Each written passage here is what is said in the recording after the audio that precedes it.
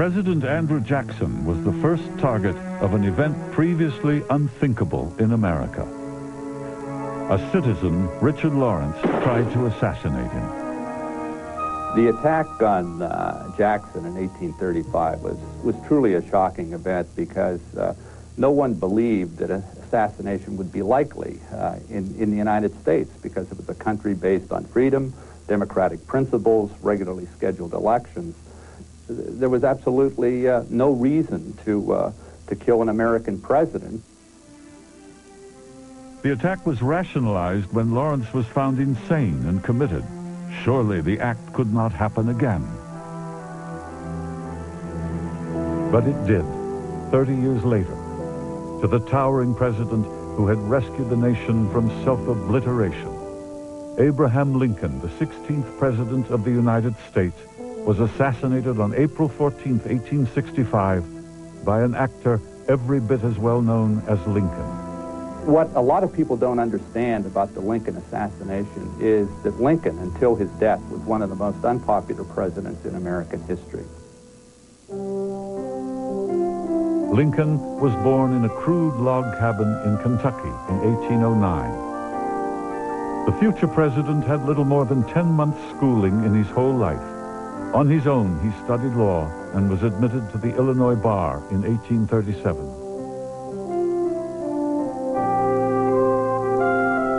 His famous debates with Stephen A. Douglas over the question of slavery lost him a seat in the United States Senate, but gained him the nomination for the presidency in 1860.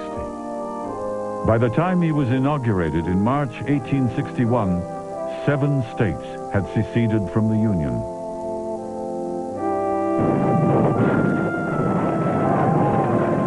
On April 12, 1861, the Civil War began. Its 4 years of bloody bitterness would breed the death of Abraham Lincoln. He was a man who led the country in the bloodiest war in its history. He was a man who freed the slaves, which was not a popular decision at that time.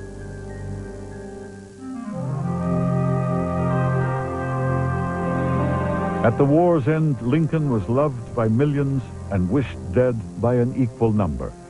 One who especially wished him dead was John Wilkes Booth. Booth was a very prominent actor. He possibly was the most well-known actor in American life at that time.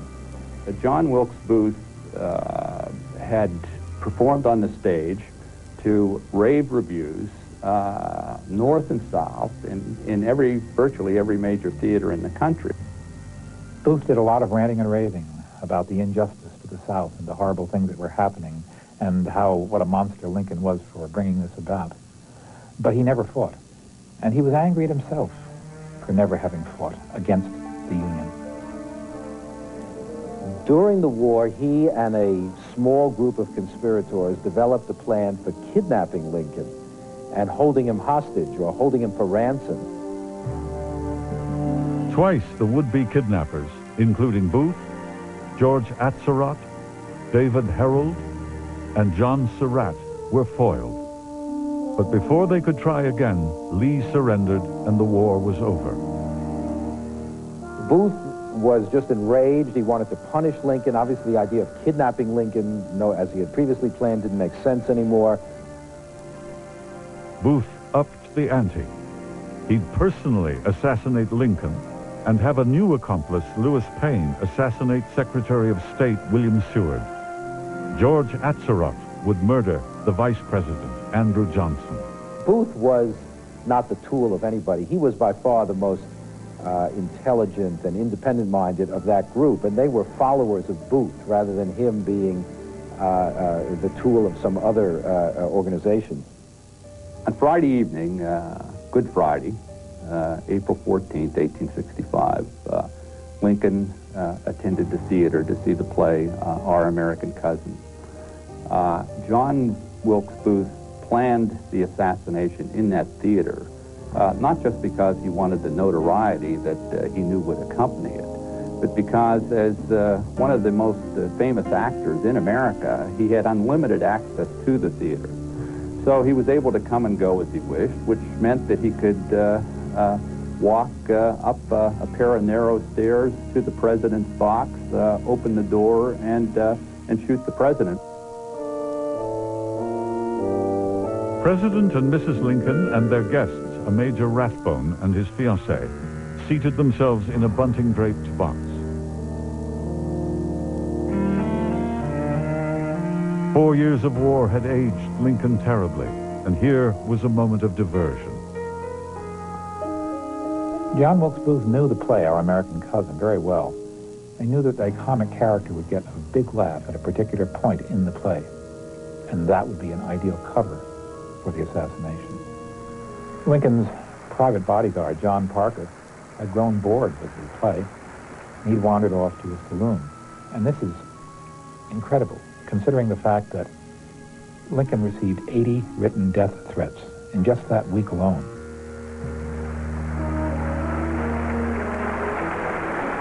Amidst guffaws and applause, Booth entered the box. In his right hand was a derringer loaded with a 7/16 lead ball. Booth aimed the tiny pistol at the back of Lincoln's head and fired. The ball entered Lincoln's head behind his left ear, plowed through his brain, and flattened itself against his right eye. Major Rathbone, in the booth with Lincoln, rises to defend the president and to go after Booth, and Booth slashes his left arm to the bone with a dagger. Booth managed to break free and vault over the box railing. Catching his foot on the box bunting, he landed on the stage with a thud, breaking his left leg above the ankle. Ever the actor, Booth brandished his dagger and shouted to a stunned audience, "Sic semper tyrannis," then limped into the wings, the exhilaration of assassination overcoming the excruciation of a broken limb. It was the motto of Virginia that he yelled out, "Sic semper tyrannis," death to tyrants. The president was carried across the street to a boarding house and laid on a bed. He was too tall for the bed, and so he had to be laid diagonally across the bed. Meanwhile, Lewis Payne gained access to Secretary Seward's home. He got inside, he stabbed Seward repeatedly. He was cornered, but he broke free, ran to the street, yelling, "I'm mad, I'm mad." George Atzerodt, would-be assassin of Vice President Johnson, threw away his knife and went on a saloon binge. At 7:22 a.m. on April 15, 1865, President Lincoln stopped breathing. It was the first time in 4 years, probably, that a peaceful expression crossed his face. Secretary of War Stanton's words, "Now he belongs to the ages," were the beginning of the Lincoln legend. The pursuit of his murderer began.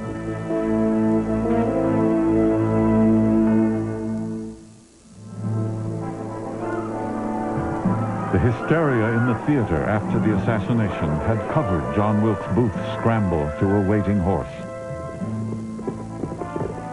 Booth made good his escape, got across the river and got into the Virginia countryside, but with a broken leg and fever and terrible weather, it soon became impossible for him to travel farther. Booth was finally run down and surrounded by troops in a tobacco barn in Virginia. The barn was set afire to flush him out, and he was fatally shot in the neck by a soldier who had been a prisoner in the Confederate hell camp at Andersonville. He died in agony hours later. His last words were, "Useless, useless."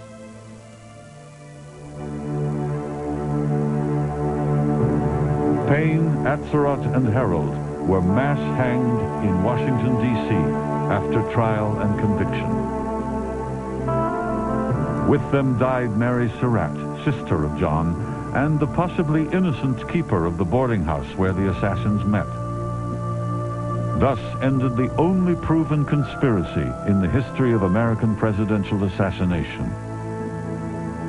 We do know that Lincoln was an astute politician, We do know that his foremost objective in that war was to reunite the country rather than freeing the slaves.